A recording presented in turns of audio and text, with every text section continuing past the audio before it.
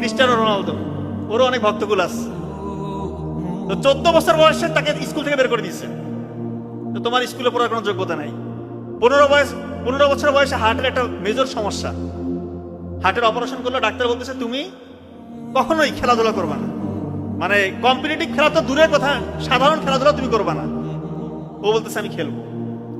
যেই সেই খেলা, ওর পরিশ্রমের লেভেল আপনি জানেন কোন পরিশ্রম করতো? ভোরবেলা উঠে পরিশ্রম করে। এমনি দুনিয়ার 1 নাম্বার প্লেয়ার, 1-2 নাম্বারের মধ্যে সেও তো আছে। 40 বছর বয়স ছুঁই এখনো খেলতেছে। কবে যে থামবে আল্লাহ ভালো জানে। তো যে পরিশ্রম করবে তাকে কিন্তু আল্লাহ তাআলা অবশ্যই পথ দেখাবে। উসাইন বোল্ট দুনিয়ার 1 নাম্বার, কি সবচেয়ে দ্রুততম মানব না?